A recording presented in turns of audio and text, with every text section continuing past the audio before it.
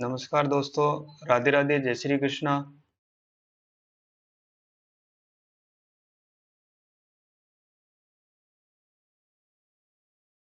दोस्तों, आज हम जैसा कि आपने देखा थंबनेल के ऊपर है कि अभी जो रिसेंटली एचपीएससी पीजीटी का जो पेपर हुआ था फिजिक्स का, उस पेपर के बारे में हम डिस्कस करेंगे और उसमें हम देखेंगे कि किस तरीके से क्वेश्चंस हैं वो पूछे जा रहे हैं हमारे को। एचपीएससी पीजीटी का जो पेपर है वो हम देखेंगे और उसमें हम देखेंगे कि कौन से टॉपिक से किस टाइप का क्वेश्चन पूछा जा रहा है जिससे हमें कम से कम ये आइडिया लगे कि हमारा जो सब्जेक्टिव पेपर होगा उस सब्जेक्टिव पेपर में क्वेश्चंस किस प्रकार से पूछे जाते हैं और हमें उसको किस प्रकार से सोल्व करना है। जैसा कि मैंने ग्रुप में पोस्ट किया था दोस्तों, और जो वीडियो के डिस्क्रिप्शन में भी ग्रुप के लिंक दिए हुए हैं, जो भी लोग अभी तक ग्रुप्स को ज्वाइन नहीं किए हैं वो टेलीग्राम और व्हाट्सएप ग्रुप को ज्वाइन कर लें। वहां पर हम इंफॉर्मेशन देते रहते हैं। ठीक है, और जो भी मटेरियल होता है, मटेरियल है, नेक्स्ट वीक से मैं कंप्लीटली फ्री हूं, उसके बाद में मैं मटेरियल प्रोवाइड करवाने की पूरी कोशिश करूंगा जितना मेरे से पॉसिबल हो सकेगा। दोस्तों, आपको मालूम है कि पीजीटी में अभी जो कंपटीशन है वो थोड़ा कम है, तो जिन भी लोगों की एस्टेट क्वालिफाई है उनके लिए गोल्डन चांस है, गोल्डन अपॉर्चुनिटी है कि आप अपनी सीट है, अपना सिलेक्शन है, वो कंफर्म कर सकते हैं। जैसा कि हमने देखा कि सब्जेक्टिव पेपर को सॉल्व करने के लिए हमें क्या-क्या रिक्वायरमेंट्स होनी चाहिए। हम अब तक जितने एग्जाम्स हमने दिए हैं वो ऑब्जेक्टिव एग्जाम्स हम देते हैं। ऑब्जेक्टिव एग्जाम का एक अलग पैटर्न होता है, एक अलग चीज होती है, अलग उसमें तैयारी की रिक्वायरमेंट होती है, अलग तरीके से हमें क्वेश्चंस करने की प्रैक्टिस होती है। लेकिन अब हमें सब्जेक्टिव पेपर की तैयारी करनी है, और मैंने पहले भी बताया था, आज मैं फिर बता रहा हूं कि जो भी लोग फिजिक्स से एचपीएससी की तैयारी कर रहे हैं पीजीटी की, वो लोग ऑब्जेक्टिव की तैयारी ना करें, वो सभी लोग है सब्जेक्टिव पेपर की प्रिपरेशन करें, क्योंकि उनका डायरेक्ट सब्जेक्टिव पेपर होने वाला है। और मे बी आपका पेपर सितंबर तक, सितंबर के लास्ट में हो सकता है। ये सारी देखो पॉसिबिलिटीज होती हैं, जो इन्फॉर्मेशन हमारे पास होती है, जो प्रेडिक्शंस हमारे पास होती हैं, उनके आधार पर हम बताते हैं। होना क्या है, भविष्य के गर्त में क्या छिपा है, ये किसी को नहीं मालूम होता है, लेकिन केवल अनुमान मात्र होते हैं। और वो बहुत सारी चीजें उन पे मैटर करती है, और उसके बाद में हम आपको जो हमारे जो अनुमान है वो बताते हैं। ऐसे ही नहीं कि मतलब बता दिया ऐसे ही करके। दोस्तों, तो चलो हम देखते हैं पेपर में। और मैंने ग्रुप में ये भी बात बोली थी कि जल्दी ही मैं तुम्हें जो इम्पोर्टेंट टॉपिक्स हैं उनकी लिस्ट प्रोवाइड करवाऊंगा कि आप इन टॉपिक्स को तो जरूर पढ़ें। देखो, इम्पोर्टेंट टॉपिक का मतलब ये नहीं होता, आपको मालूम होगा कि इम्पोर्टेंट अगर कोई टॉपिक है तो इसका मतलब ये नहीं है कि बाकी के जो भी टॉपिक्स हैं, ठीक है, बाकी टॉपिक को आप छोड़ दो। ठीक है दोस्तों, नहीं, अगर आप ऐसा करते हैं तो आपके लिए सही नहीं है। बाकी टॉपिक को अगर आप छोड़ते हैं तो ये आपके लिए सही नहीं है। आपको क्या करना है, सभी टॉपिक्स को पढ़ना है। इंपॉर्टेंट का मतलब है कि उन पे थोड़ा ज्यादा ध्यान दे लिया जाए, उन पे थोड़ा ज्यादा अच्छे तरीके से उनको हम सोल्व कर लें, क्योंकि आपने देखा कि सिलेबस है बहुत ज्यादा बड़ा है। और नेक्स्ट वीडियो में हम सिलेबस के बारे में भी बात करेंगे कि सिलेबस में बहुत सारी चीजें दे रखी होती हैं, तो हमें किस तरीके से सिलेबस को बाइंड अप करना है, किस तरीके से दो टॉपिक्स को जोड़ के एक टॉपिक बनाना है, क्योंकि आजकल क्वेश्चंस उसी तरीके के पूछे जाते हैं। बहुत सारे कॉन्सेप्ट को, दो तीन कॉन्सेप्ट को मिक्स करके क्वेश्चन पूछ लेता है। ठीक है, अब हम देखेंगे आज, अब बिना आपका टाइम खराब किए मैं स्टार्ट करते हैं वीडियो को। ठीक है दोस्तों, तो जैसे आपका ये पेपर था, ये पेपर जो अभी लगा था, उस पेपर में हमने देखा कि हमारे पास कितने क्वेश्चंस आएंगे, 18 क्वेश्चंस होंगे। पहले भी मैंने बताया था कि 18 क्वेश्चंस होते हैं हमारे को, उसमें से हमें कितने क्वेश्चंस करने होते हैं, कोई भी 15 क्वेश्चंस करने होते हैं। हर एक क्वेश्चन है वो कितने मार्क्स का होता है, 10 मार्क्स का होता है। तो इसका मतलब आपके कितने मार्क्स हो गए टोटल, आपके टोटल 150 मार्क्स हो गए। ठीक है ना दोस्तों, 150 मार्क्स का आपका पेपर होगा।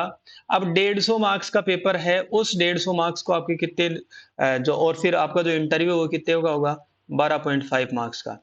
आपके जो 150 मार्क्स है, 150 मार्क्स है, उन 150 को कितना बनाया जाएगा, 87.5 मार्क्स बनाया जाएगा।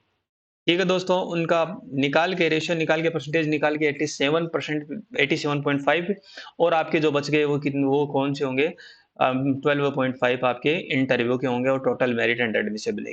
ठीक है दोस्तों। और आपको ये मालूम होना चाहिए कि आपको जो पेपर दिया गया है उसी में आपको कंप्लीट चीजें लिखनी होती हैं। जो आपको पेपर दिया हुआ है, जो आंसर शीट आपको दी गई है, उसी में आपको लिखना है, क्योंकि कोई भी एक्स्ट्रा सीट है, एडिशनल सीट है, वो आपको प्रोवाइड नहीं करवाई जाएगी। देखो जिसमें लिखा है no extra additional seat will be provided. ठीक है दोस्तों।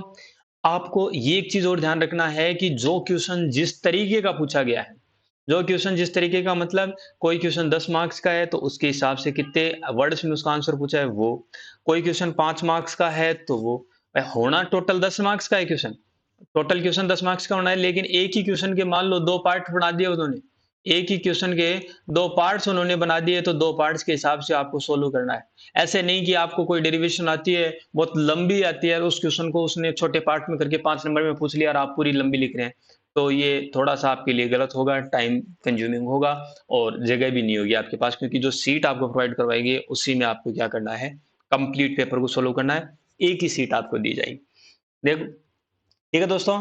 तो देखो, आज हम केवल ये चीज देखेंगे कि क्वेश्चन को किस हिसाब से देखना है, हमें क्वेश्चन को किस हिसाब से पढ़ना है। तो उम्मीद करते हैं कि सभी दोस्त वीडियो को कंप्लीट देखना, जिससे तुम्हें ये आइडिया लगेगा कि हमें पढ़ना किस हिसाब से है। क्योंकि पूरी तैयारी में जो तैयारी का जो मेन कॉन्सेप्ट होता है, या फिर तैयारी की जो इंपॉर्टेंट बात होती है, वो होती है टाइम मैनेजमेंट, और आपके सब्जेक्टिव पेपर में है वर्ड्स का सिलेक्शन। सब्जेक्टिव पेपर में सबसे इंपॉर्टेंट बात होती है वर्ड सिलेक्शन, कि आपको कौन सी स्टेप लिखनी है, कौन सी स्टेप में कौन सा वर्ड लिखना है और कौन सा नहीं लिखना। क्योंकि सब्जेक्टिव में आंसर सभी लिखेंगे, अब कोई कैसा लिख रहा है, कोई कैसा लिख रहा है, डिपेंड करेगा आपकी एबिलिटी पर, आपकी क्षमताओं पर, कि आपने किस तरीके से डेरिवेशंस को हैंडल किया है, उसी के आधार पर आपको नंबर मिलेंगे। ठीक है ना दोस्तों। अब देखो, अब जैसे फॉर एग्जांपल सिंपल सी बात है कि यहां पर जो फर्स्ट क्वेश्चन है, यहां पर अपने सामने जो फर्स्ट क्वेश्चन है उसमें बोला गया है कि हमें एक्सप्रेशन ड्राइव करना है, किसके लिए, कोई भी कंपाउंड पेंडुलम हमारे पास है, कंपाउंड पेंडुलम के लिए उसका जो पीरियड है, टाइम पीरियड है, ओसिलेशंस का जो टाइम पीरियड है, उसके लिए हमें एक्सप्रेशन ड्राइव करना है। और फिर हमें बताना है कि ये कंपाउंड पेंडुलम है सिंपल पेंडुलम में कैसे कन्वर्ट हो जाता है। ठीक है ना दोस्तों। आपको मालूम है कंपाउंड पेंडुलम का, कंपाउंड पेंडुलम के बारे में आपने ये लो कंपाउंड पेंडुलम देख लिया। अब कंपाउंड इसके लिए ओसिलेशंस ड्राइव करो, और उसको हमें फिर बाद में बताना है कि किस तरीके से सिंपल पेंडुलम है आपका कन्वर्ट हो जाता है। तो देखो, उसने बांट दिया ना, दो क्वेश्चन आपसे पूछे, कंपाउंड पेंडुलम के जो जो ओसिलेशंस है उसके टाइम पीरियड के लिए आप जो डेरिवेशन करेंगे वो 7 मार्क्स की है, और फिर वो कैसे सिंपल पेंडुलम में कन्वर्ट हो जाएगा वो कितना मार्क्स का है, 3 मार्क्स का है, तो टोटल कितने मार्क्स का हो गया, 10 मार्क्स का। दूसरी बात, सबसे इंपॉर्टेंट बात ये भी हमें महत्वपूर्ण चीज ध्यान में रखनी है दोस्तों, कि हमें क्वेश्चंस का सिलेक्शन करना है। जब भी आपको पेपर मिले, जब भी आपको पेपर मिले, तो आपको 5 से 10 मिनट या 5 से 7 मिनट, या फिर मैं तो ये बोलूंगा कि 10 मिनट आपको ये लेने हैं कि 10 मिनट में उस पेपर को पढ़ना है। 18 क्वेश्चन है आपके पास, 18 क्वेश्चन को तुम्हें पढ़ना है ऊपरी तरीके से, ऐसे सरसरी नजर से उन क्वेश्चंस को पढ़ना है। और फिर जैसे मान लो 18 क्वेश्चंस को आपने पढ़ लिया, 18 क्वेश्चंस को पढ़ के फिर तुम्हें ये सिलेक्शन करना है कि मुझे कौन से 10 क्वेश्चंस करने हैं। ठीक है ना दोस्तों। कौन से 10 क्वेश्चंस हैं वो मुझे अटेम्प्ट करने हैं, क्योंकि सबसे इंपॉर्टेंट चीज है सिलेक्शन करना। 3 क्वेश्चन आपको छोड़ने हैं, तो वो क्वेश्चन आपको छोड़ने हैं। एक तो जो बिल्कुल नहीं आ रहा वो तो सबसे पहले टिक कर दिया कि ये तो मेरे को बिल्कुल नहीं आ रहा, तो ये क्वेश्चन तो मेरे को छोड़ना ही छोड़ना है। उसके बाद कुछ क्वेश्चन ऐसे होते हैं कि जिनमें कुछ पार्ट आ रहा है, कुछ पार्ट नहीं आ रहा, तो उन क्वेश्चंस में सबसे इंपॉर्टेंट बात ये ध्यान रखनी है कि मेरे को वो क्वेश्चन सेलेक्ट करना है, मेरे को वो क्वेश्चन चूज करना है जिसके अंदर, जिस क्वेश्चन में हमें क्या मिले, ज्यादा बेनिफिट हो, ज्यादा चीजें हम अच्छे से कर सके, या फिर उसको ज्यादा इफेक्टिव तरीके से हम लिख सकें। ठीक है ना दोस्तों। इफेक्टिव तरीके से आप लिख सको उस क्वेश्चन को आपको चूज करना है। अब जैसे फॉर एग्जांपल अगर मान लो आपको पेंडुलम वाला क्वेश्चन ये है जो आपको नहीं आता है, तो फिर आपको इस क्वेश्चन को क्या कर देना है, ड्रॉप कर देना है। ठीक है ना दोस्तों। अब जैसे दूसरा क्वेश्चन देखते हैं, तो ये क्लासिकल मैकेनिक्स की क्वेश्चन आ गया। ठीक है। अभी हमें इस पेपर में कंप्लीट चीजें देखनी है कि कौन से टॉपिक से कौन सा क्वेश्चन आ रहा है, कौन से सब्जेक्ट से कौन से किस टाइप का क्वेश्चन आ रहा है, तो हमें किन सब्जेक्ट्स को, किन टॉपिक्स को ज्यादा इंपॉर्टेंस देनी है, वो सारी बातें हम करेंगे। और दोस्तों अगर मेरे पास टाइम रहा तो मैं free of cost important topics को, कुछ कुछ टॉपिक्स हैं जो ज्यादा इंपॉर्टेंट है, जिनसे बार बार क्वेश्चन रिपीट होते हैं, उनको हम क्या करेंगे, सोल्व करेंगे। और मैं क्वेश्चन प्रैक्टिस के लिए आपको बता दूं कि अगर तुम्हें क्वेश्चंस प्रैक्टिस करने हैं तो जो टॉपिक आपके सिलेबस में है वो सिलेबस में देखो, और जो अपना यूपीएससी का जो एग्जाम होता है, आईएएस का या फिर यूपीएससी का जो एग्जाम होता है, उस एग्जाम के जो मेंस के जो पेपर हैं, ऑप्शनल है अपना फिजिक्स ऑप्शनल, उस मेंस के पेपर को आप देख सकते हैं, क्योंकि उनके पेपर का लेवल, उनके क्वेश्चंस का लेवल भी एज इट इज इस टाइप का होता है। तो वहां से आपको क्वेश्चन प्रैक्टिस के लिए थोड़े से क्वेश्चंस मिल जाएंगे। ठीक है दोस्तों। और एक चीज और है, हम आपके लिए कर सकते हैं, अगर कोई इंटरेस्टेड है तो हम आपको कुछ पेपर्स के सॉल्यूशंस या फिर कुछ पेपर्स आपके एग्जाम्स ले सकते हैं, जिससे आपको क्वेश्चन राइटिंग का आइडिया हो जाए। लेकिन ये बाद की चीज है, अभी के लिए तुम्हें पढ़ना इंपॉर्टेंट है, अभी के लिए तुम पढ़ाई पे ध्यान दो। उसके बाद में अगर कुछ चीजें होंगी तो हमें बाद में डिस्कस करेंगे। ठीक है। तो जो मेंस है, यूपीएससी मेंस के जो ऑप्शनल पेपर होते हैं, उन पेपर्स को आपको सोल्व कर सकते हो, वहां से आपको क्वेश्चंस मिल सकते हैं। एचपीएससी पीजीटी का अभी एक ही पेपर हुआ है, तो वहां आपको एक ही पेपर मिलेगा। अब देखना, केवल प्रीवियस ईयर क्वेश्चन से तुम्हें हमें आइडिया लगता है, हमें क्या मिलता है, आइडिया मिलता है। और बाकी ऐसा नहीं है कि पेपर्स ऐसे ऐसे क्वेश्चन रिपीट हो जाएं, ये वो हो भी सकते हैं, नहीं भी हो सकते, कोई वो फिक्स नहीं होती है चीज। अब देखो, फर्स्ट क्वेश्चन अपना क्लासिकल मैकेनिक्स से आ गया। दूसरा क्वेश्चन है कि यहाँ पर आपको जो चीज दी गई है उसमें आपको क्या निकालना है, जो आपको VDS, VS, VG, VD, FET जो भी दिया है, उस एफईटी के लिए ये जो चीजें निकालनी है। ठीक है। वीडीएस वोल्टेज है ड्रेन और सोर्स के बीच की, ड्रेन और सोर्स पर जो वोल्टेज ड्रॉप हो रहा है उस वोल्टेज की वैल्यू आपको निकालनी है। सोर्स वोल्टेज आपको निकालनी है, वीएस आपको निकालनी है, इस पॉइंट की वोल्टेज आपको निकालनी है। वीजी आपको निकालनी है, इस पॉइंट की जो वोल्टेज है वो आपको निकालनी है। वीडी आपको निकालनी है, ड्रेन की वोल्टेज आपको निकालनी है। ठीक है ना दोस्तों। वीजीएस क्यू आपको निकालना है, ये मतलब ऑपरेटिंग पॉइंट है, जैसे अपने ट्रांजिस्टर के अंदर ऑपरेटिंग पॉइंट होता है ना, उसी तरीके से वो चीजें। तो ये एफईटी में ऑपरेटिंग पॉइंट्स हैं, उनकी वैल्यूज आपको निकालनी है। ये सारी चीजें आपको निकालनी है, और डायरेक्टली तुम जो है लूप लगा के, एक बार इसमें लूप लगा लो, इस वाले लूप में लगा लो, एक बार ये लूप लगा लो, और एक बार आप ये लूप लगा के इनको सोल्व कर सकते हो। सिंपल तरीके से हम इनको सोल्व कर सकते हैं, लूप लगाना हमें आता है, और आज आराम से इस क्वेश्चन का सॉल्यूशन आप निकाल सकते हो। मैं ये मानता हूं कि इस क्वेश्चन का सॉल्यूशन निकालने में मुश्किल से किसी भी इंसान को जैसे फॉर एग्जांपल मैं मानूं तो 5 से 6 मिनट, ठीक है ना, 5 से 6 मिनट आपको लग सकते हैं। लेकिन देखना दोस्तों, सबसे इंपॉर्टेंट चीज होती है, सब आंसर निकालेंगे, सब लूप लगाएंगे, सब लोग सोल्व करेंगे इसको। लेकिन आपको ध्यान देने योग्य बात क्या है कि हमें पहले कौन सा लूप लगाना है और किस तरीके से स्टेप बाय स्टेप सोल्व करना है। तो ये चीजें कब आएंगी आपको कि पहले मैं कौन सा लूप लगाऊं, किस लूप से मैं पहले चीजें निकालूं, फिर उस चीज का आगे मैं यूज करूं, वो आएंगे आपको प्रैक्टिस से। आप जितना ज्यादा प्रैक्टिस करोगे उतनी ज्यादा आपको ये चीजें आपके माइंड में आएगी कि मेरे को कौन सा लगाना चाहिए, कौन से लूप में कौन सी वैल्यूज हमें निकालने को मिलेगी। अब एक है, अब जैसे आता है अपना तीसरा क्वेश्चन आता है अपना थर्मोडायनेमिक्स से, कि कोई भी टेम्परेचर है, एडियाबेटिक एक्सपेंशन हो रहा है, एडियाबेटिक एक्सपेंशन होता है, मतलब कोई भी गैस है वो क्या कर रही है, एक्सपेंड हो रही है, और वो किस किस तरीके से हो रही है, एडियाबेटिकली हो रही है। तो उसका जो प्रेशर है वो कितना, उसका प्रेशर P1 से P2 चेंज होता है, और टेम्परेचर कितना है, T है। तो उसके लिए ये फॉर्मूला ड्राइव करो। उसके लिए dt टेम्परेचर, और dp प्रेशर में चेंज और टेम्परेचर में चेंज है, उसके लिए ये फॉर्मूले हैं वो ड्राइव करो। और सबसे इंपॉर्टेंट बात मैं बताऊं क्या दोस्तों, इसमें ये जो चीजें हैं वो आपकी ग्रेजुएशन में निकली हुई है, ये चीज है। ये 3 क्वेश्चन आपको देखने को मिले हैं, तीनों ही क्वेश्चन हैं ग्रेजुएशन और पोस्ट ग्रेजुएशन में आपको देखने को मिले हैं, आप तीनों करके आए हैं। तो देखो कितना सिंपल काम हो गया ना आपके लिए। ठीक है। ये क्वेश्चन है एफईटी वाला, ये आप ग्रेजुएशन में करते हैं। पेंडुलम वाला क्वेश्चन है, ग्रेजुएशन में भी करते हैं, पोस्ट ग्रेजुएशन में भी करते हैं। ये जो एडियाबेटिक एक्सपेंशन वाला क्वेश्चन है, ये आप ग्रेजुएशन में सीखते हैं थर्मोडायनेमिक्स में। ठीक है दोस्तों। उसके बाद में हम देखते हैं फोर्थ क्वेश्चन। अपन फोर्थ क्वेश्चन पे चलते हैं। कहाँ गया फोर्थ क्वेश्चन, ये रहा अपना फोर्थ क्वेश्चन। इसको मैं मिटा देता हूँ, साफ कर देते हैं अपन।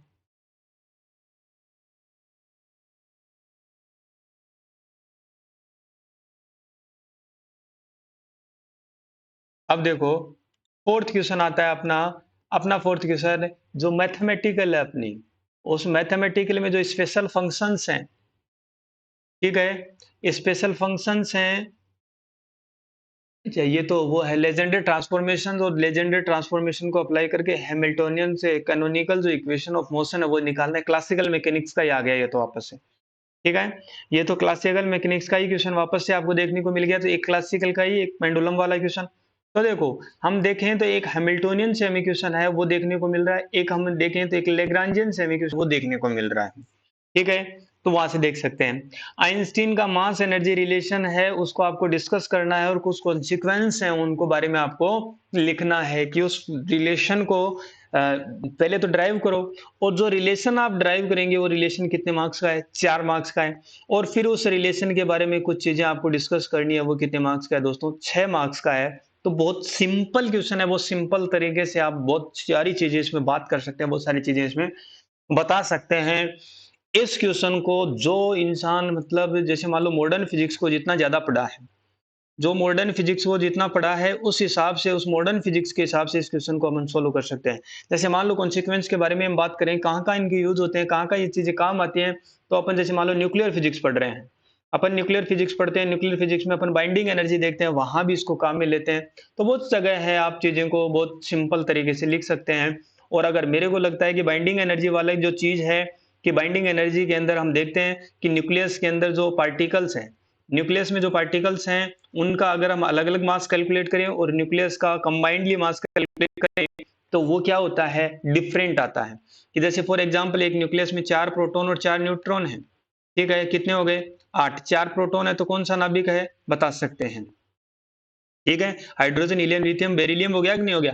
तो अब अगर आप देख रहे हो कि उसके अंदर 4 प्रोटॉन और 4 न्यूट्रॉन है, तो प्रोटॉन का मास मालूम है तुम्हें, एक प्रोटॉन का एक न्यूट्रॉन का मास मालूम है, उनको 4 से मल्टीप्लाई करके दोनों को जोड़ दें तो इस न्यूक्लियस में जो पार्टिकल्स हैं उनका मास आ जाएगा कि नहीं आ जाएगा। लेकिन हम देखते हैं कि जब हम मास स्पेक्ट्रोस्कोपी और जो अन्य मेथड है हमारे मास कैलकुलेट करने के, एटम्स के और न्यूक्लियस के मास कैलकुलेट करने के जो मेथड्स हैं हमारे, उन मेथड से हम मास निकालते हैं, कंबाइंड मास निकालते हैं उस न्यूक्लियस का, तो वो हमें क्या मिलता है, कम मिलता है। अलग अलग जो उसके पार्टिकल्स हैं, जो उसके कॉन्स्टिट्यूएंट्स हैं, उनका अगर हम मास निकालते हैं तो वो मास हमें ज्यादा देखने को मिलता है। तो ये जो मास डिफरेंस आ रहा है, ये जो मास डिफरेंस आया है, मास डिफरेंस किसकी वजह से आता है, क्यों ये मास डिफरेंस आता है, ये चीज भी हम वहां से बता सकते हैं। कि यहाँ पर जो मास की जो वैल्यू है या मास में जो कमी हुई है, मास में जो कमी हुई वो कहाँ चली गई, वो मास कहाँ गया, वो मास एनर्जी के रूप में कन्वर्ट हो गया, और उस मास की जो बाइंडिंग है उसी को हम क्या बोलते हैं, बाइंडिंग एनर्जी। उस एनर्जी के रूप में कन्वर्ट हुआ है उसी को हम बाइंडिंग एनर्जी बोलते हैं। कि पार्टिकल्स को बांधे रखने के लिए, कि न्यूक्लियस में जो प्रोटॉन और न्यूट्रॉन्स हैं उनको बांधे रखने के लिए जिस एनर्जी की रिक्वायरमेंट होती है, उसको बाइंड रखने के लिए जो एनर्जी की रिक्वायरमेंट होती है उसी को हम बाइंडिंग एनर्जी बोलते हैं, ठीक है। मास इक्वेशन है। अब यहाँ पर आता है कि मीन फ्री पाथ क्या होता है, ठीक है। और कोई भी मॉलिक्यूल है, मॉलिक्यूल का डायमीटर आपको दे रखा है, सिग्मा दे रखा है, और मॉलिक्यूलर डेंसिटी आपको ई दी है, तो मीन फ्री पाथ है 1/पाई D sigma square into P आ रहा है। ये चीजें आपको ड्राइव करनी है। अब देखो दोस्तों, आप थर्मोडायनेमिक्स में देखते हैं, हम थर्मोडायनेमिक्स में मीन फ्री पाथ लेमड़ा की वैल्यू निकालते हैं, और आप लेमड़ा की वैल्यू निकालते हो 1/√2 पाई डी स्क्वायर एन, 1/√2 पाई डी स्क्वायर एन। जहां पर ये जो √2 का जो फैक्टर है, √2 का फैक्टर करेक्शन फैक्टर आता है, लेकिन यहाँ पर √2 नहीं दिया है ना, तो इस करेक्शन फैक्टर को आपको नहीं लिखना, केवल यहाँ पर इस चीज को आपको ड्राइव करना है। अब वहां पर डायमीटर डी लेते थे, यहाँ पर डायमीटर उसने सिग्मा दिया है तो सिग्मा ले लो आप, सही है नहीं है? ये वही पाई है और ये ई है। यहाँ पर उसने बोला मोलिकुलर डेंसिटी ई है, तो आप मोलिकुलर डेंसिटी है, यहाँ पर जो आपकी डेंसिटी है उन चीजों से आप इनकी कन्वर्ट कर लो, एन और ई को, या उसी तरीके से मोलिकुलर डेंसिटी दे रखी है उसमें पार्टिकल डेंसिटी में, इनमें सब कैलकुलेट करके आप यहाँ से सोल्व कर सकते हैं, वही फॉर्मूला ड्राइव करना है। सबसे पहले बताना है आपको मीन फ्री पाथ लेमड़ा क्या होता है। मीन फ्री पाथ क्या है, कि मान लो कोई भी एक हमारे पास कंटेनर है, उसके अंदर क्या है, हमारे पास गैस पार्टिकल्स हैं। अब कोई भी गैस पार्टिकल, ये गैस पार्टिकल फ्रीली मोशन करता है, ये गैस पार्टिकल भी फ्रीली मोशन करता है। जब ये पार्टिकल मोशन करते हैं, तो जब ये पार्टिकल मोशन कर रहे हैं, हम देख रहे हैं कि जब ये पार्टिकल इससे टकराएगा, उसके बीच में जो जितना पाथ ये ट्रेवल करता है उसी को हम क्या बोलते हैं, मीन फ्री पाथ, मतलब फ्रीली जितना मोशन करता है। लेकिन हमने तो ये तो हो गया फ्री पाथ।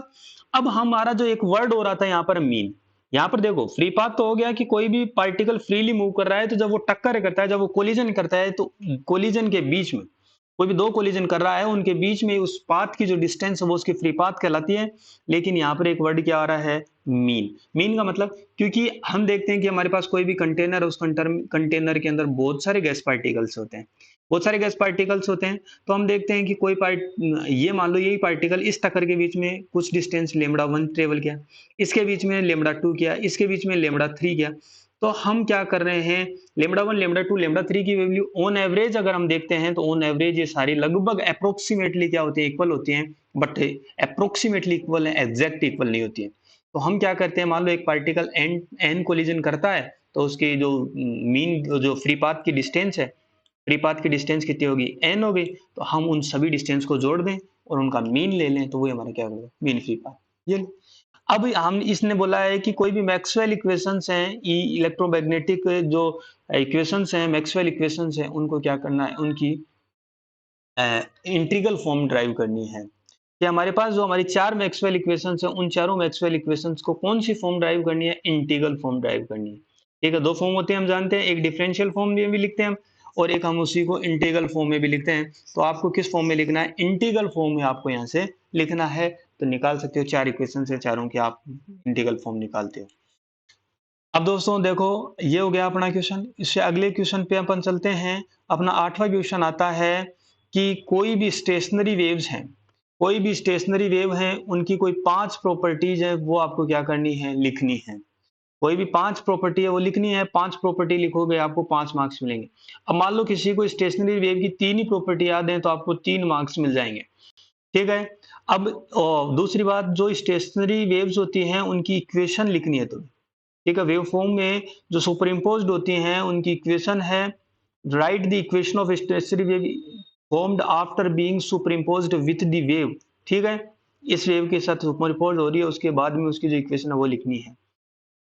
अब उसकी फ्रीक्वेंसी, वेलोसिटी, ये सारी चीजें आपको निकालनी है। ये इक्वेशन ऑफ क्या निकालनी है, find out the equation of stationary wave. तो ये सारी चीजें आपको, उसकी वेलोसिटी दे दी, उसकी फ्रीक्वेंसी दे दी, उसकी सारी चीज दी, एम्पलीट्यूड आपको दे दिया, ये सारी चीजें आपको दे दिया, तो आपको क्या निकालनी है, उसकी इक्वेशन लिखनी है उस स्टेशनरी वेव की। अब नेक्स्ट जो क्वेश्चन है 9वां, वो हमारा किस पे आ गया, जीनर डायोड पे। ठीक है दोस्तों, जीनर डायोड की जीनर वोल्टेज आपको दे रखी है, जीनर उस रेजिस्टेंस आपको दे रखा है, उसके अंदर जो आई जेड आपको दी हुई है। अगर आई जेड दी हुई है, इसका मतलब आई मिनिमम दी है आपको। ठीक है, अपर एंड जो लोअर लिमिट्स है वी जेड की, वो आपको क्या करनी है, फाइंड आउट करनी है। और जब आई जेड की वैल्यू कहां से कहां तक वेरी करती है, -2 मिली एम्पेयर से, -2 से +2, -2 से +2 मिली एम्पियर है, वो मान लो चेंज होती है उसकी वैल्यू, तो आपको क्या निकालनी है, वैल्यूज निकालनी है। और सबसे सिंपल क्वेश्चन है, जीनर डायोड में एक ही तो इक्वेशन होती है, कुछ नहीं होता है, उसको लिख लो। एक बार जब 2 एम्पियर फ्लो हो रही है उसकी वैल्यू, तो उसमें क्या वैल्यू होगी, इस बार एक बार -2 हो रही है तो क्या वैल्यू होगी, क्या ड्रॉप होगा, ये सारी चीजें निकाल सकते हो। ठीक है, अब ये मैट्रिक्स आपको दी है, मैथमेटिकल का क्वेश्चन आ गया, मैट्रिक्स आपको दी है, उसके जो कैरेक्टरिस्टिक इक्वेशन है वो लिखनी है और आपको बताना है, और फिर उससे क्या फाइंड आउट करना है, ए माइनस फाइंड आउट करना है। ठीक है ना, ए इनवर्स आपको फाइंड आउट करना है। तो दोनों 5-5 मार्क्स के हैं। कि सबसे पहले आप इसकी कैरेक्टरिस्टिक इक्वेशन लिखो, तो लिख सकते हो। हम कैरेक्टरिस्टिक इक्वेशन में देखते हैं कि ए माइनस लेमडा आई, जहां लेमडा क्या है, उसके आइगन वैल्यूज हैं, और वो क्या है, equal to 0। A minus lambda I का आप डिटर्मिनेंट लेते हो, वो डिटर्मिनेंट की जो वैल्यू हो क्या आती है, आपको 0 मिलती है। यहाँ से आप निकाल सकते हो, यहाँ से कैरेक्टरिस्टिक इक्वेशन आ जाएगी। कैरेक्टरिस्टिक इक्वेशन आ गई, यहाँ से आपको लेमडाज मिल जाएंगे, और लेमडा आपको मिल गए तो आप आराम से, आप आसानी से क्या निकाल सकते हो, ए इनवर्स आप निकाल सकते हो। अब ए इनवर्स आप निकाल रहे हो, देखना दोस्तों, सबसे इंपॉर्टेंट चीज होती है ए इनवर्स। सबसे इंपॉर्टेंट चीज होती है ए इनवर्स निकालना, क्योंकि आप ए इनवर्स निकालोगे तो ए इनवर्स में आप क्या कर दोगे, इसका इनवर्स ले लोगे। इनवर्स वैसे नहीं लेना है, आपको कैरेक्टरिस्टिक इक्वेशन लिखनी है। ठीक है, कैरेक्टरिस्टिक इक्वेशन लिखोगे, इक्वल टू 0 आएगा। अब फिर जैसे मान लो ये यहाँ पर आ गया 3 × 3 किया ना, तो मान लो ए क्यूब आया, फिर ए स्क्वायर आया, प्लस ए जो भी आएगी, मतलब इक्वेशन आ गई। अब इसको आप मान लो ए इनवर्स से मल्टीप्लाई कर दिए, आपने इसको ए इनवर्स से मल्टीप्लाई कर दिया, तो आप जानते हो ना ए इनवर्स क्या होता है, या फिर ए इनवर्स ए क्या होता है, A inverse A equal to क्या होता है, आइडेंटिटी मैट्रिक्स होती है। तो यहाँ पर जो आपकी बचेगी वो क्या बचेगी, ए के इनवर्स एक से हो गया तो ए स्क्वायर बच गया कि नहीं हो गया। इसी तरीके से यहाँ पर आप देख रहे हो तो ए स्क्वायर हो गया ना, ए स्क्वायर को ऐसे करोगे तो ए बच जाएगा कि नहीं बच जाएगा। और प्लस यहाँ पर वही जो आई वो सारी चीजें हैं आइडेंटिटी मैट्रिक्स, तो वहां पर आइडेंटिटी मैट्रिक्स को करोगे तो इनवर्स हो गया कि नहीं। इस तरीके से आपको उनकी करेक्टरिस्टिक इक्वेशन से आपको क्या निकालना है, फाइंड आउट करना है। आपको करेक्टरिस्टिक इक्वेशन से इनवर्स फाइंड आउट करना है, ना कि जो मैथमेटिकल जो मेथड है मैथमेटिक्स लगा के आप इनवर्स निकालने लग जाओ कि इसका कोफैक्टर निकाल लो फिर इसका डिटरमिनेंट निकाल लो, कोफैक्टर का इनवर्स मतलब कोफैक्टर का जो ट्रांसपोज ले लो और फिर उसका डिटरमिनेंट से डिवाइड कर दो, वो वैसे ही डिटरमिनेंट नहीं निकालना है, क्योंकि नहीं तुम निकाल के आओगे। क्योंकि यहाँ जो मेथड हम मैट्रिक्स मेथड जो मैथमेटिकल में पढ़ते हैं उन्हीं से निकालनी है, क्योंकि इसने करेक्टरिस्टिक इक्वेशन बाकायदे इसने बोला है, नहीं बोलता तो भी उसी से निकालना होता है। अगर आप उस मेथड से निकाल के आओगे तो अगर आपको 5 में से 1 नंबर मिलता है तो भी बहुत अच्छी बात है, और अगर 5 में से 0 मिलता है तो मिलना ही चाहिए, क्योंकि आपने गलत मेथड्स है वो यूज नहीं किया है। ठीक है ना। तो ये जो चीजें सीखोगे तुम कब है, ये सारी चीजें हम तभी सीख पाएंगे जब हम क्या करेंगे, प्रैक्टिस करेंगे। प्रैक्टिस जब तक हम नहीं करेंगे तब तक ये सारी चीजें हम नहीं सीखेंगे दोस्तों। तो इन चीजों को बहुत इंपॉर्टेंट बहुत अच्छे तरीके से आपको मालूम रखना है। आज के वीडियो का यही मकसद है कि हमें चीजें पढ़नी किस हिसाब से है। हमें मान लो पढ़ते सब हैं, सब चीजें मान लो सब निकालते हैं सारी चीजें, लेकिन हमें पढ़ना किस हिसाब से, क्या पढ़ना है, किस हिसाब से पढ़ना है, किस हिसाब से नहीं पढ़ना है। ठीक है। कोई भी वन डायमेंशनल इन्फानाइट बॉक्स है, क्वांटम का क्वेश्चन आ गया कि कोई भी 1D है, इन्फानाइट बॉक्स है, ये इन्फानाइट वॉल है, ये इन्फानाइट वॉल है। ठीक है। उनकी आइगन वैल्यू एंड फंक्शंस हैं।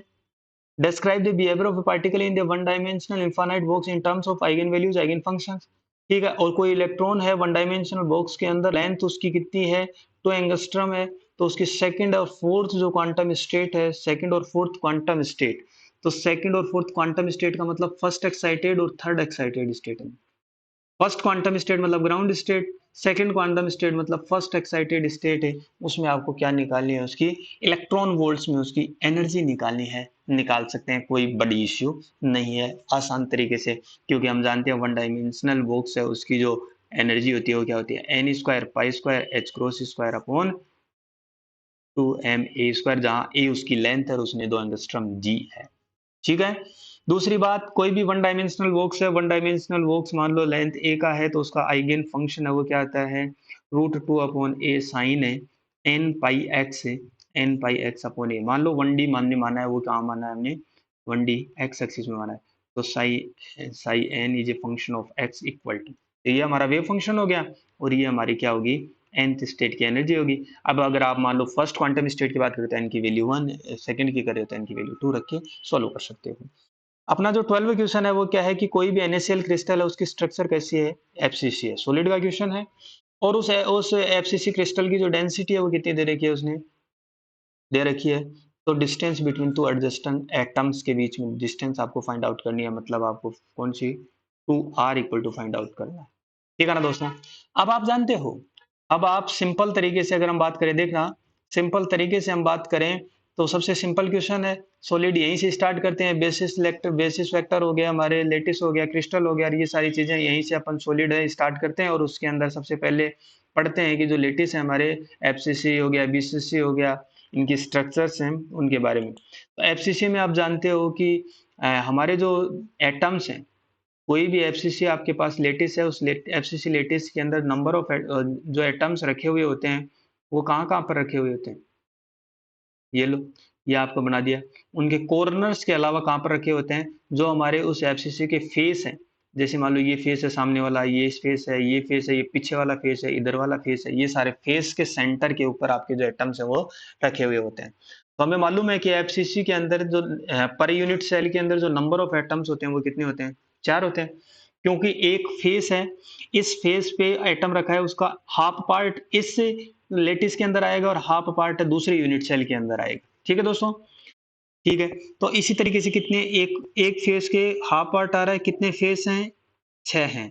और हमारे पास कितने कोने हैं, 8 कोने, एक कोने पर कितना पार्ट होता है उस यूनिट सेल के अंदर, 8, तो ये कितना हो गया, 3 और 1 4। ठीक है। तो वहां से तो आप देखते हो कि हमारे जो फॉर्मूला है वो सीधा सीधा, तो यहाँ से पहले तो आपको क्या निकालना पड़ेगा, ए निकालना पड़ेगा। ठीक है। क्योंकि उसने डेंसिटी दे रखी है, डेंसिटी में और ए में वो रिलेशन आता है ना यहाँ पर। ठीक है। आप रो और एन एर वो करके उसकी पावर 1/3 करके वो फॉर्मूला लिखते हो वहां से। अब ए आपका आ गया, तो एफसीसी में ए और जो एटम्स हैं, ए और जो एटम की जो रेडियस है आपकी, उस एटम की रेडियस के बीच में जो रिलेशन है वो आपको मालूम है। कैसे मालूम है? हम जानते हैं कि कोई भी एफसीसी होता है, कोई भी एफसीसी है, जैसे मान लो इस प्लेन की हम बात करें, एक ही प्लेन बना रहा हूं मैं, पूरा एफसीसी जो यूनिट सेल है वो नहीं बना रहा। एफसीसी में एक इस कॉर्नर पे एटम रखा हुआ है, इस फेस के सेंटर पे रखा हुआ है, यहाँ पर रखा हुआ है। तो आप देखोगे कि ये डिस्टेंस कितनी हो गई, ये डिस्टेंस कितनी होगी, ये देखो, ये आर, ये 2r और ये आर, तो ये 4r होगी, कितनी होगी? ठीक है। दूसरी बात, ये डिस्टेंस ए और ये डिस्टेंस ए, तो राइट एंगल ट्राइंगल रूल में वही बात कि 4r का स्क्वायर इक्वल टू क्या हो गया, ए स्क्वायर प्लस ए स्क्वायर।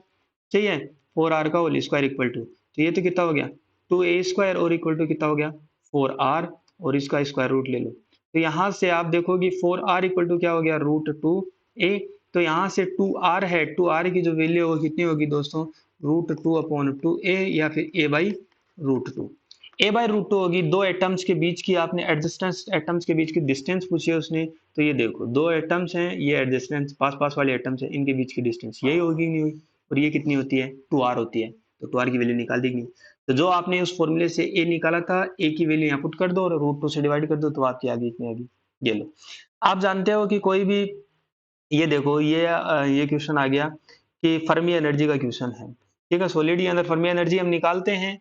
फर्मी एनर्जी आप देखते हो कि फर्मी एनर्जी होती है वो हमारी एटम्स की डेंसिटी की 2 की n की पावर कितनी होती है, एटम्स की जो डेंसिटी होती है पर क्यूब मीटर होती है, उसकी जो वैल्यू है उसकी कितनी पावर 2/3 के प्रोपोर्शनल होती है, और उसकी एग्जैक्ट वैल्यू क्या होती है, h²/8m और 6,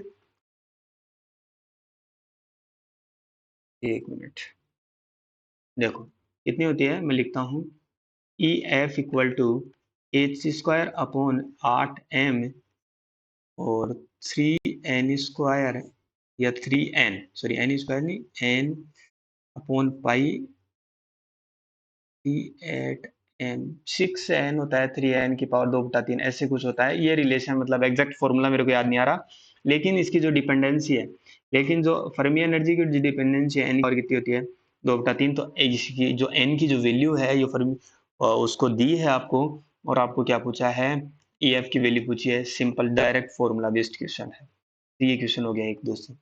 अब आगे देखते हैं हमें, आगे देखते हैं हमें कि हमारा 14 क्वेश्चन है वो क्या है। कोई भी दो मास हैं, वो किससे कनेक्टेड हैं, स्प्रिंग से कनेक्टेड हैं।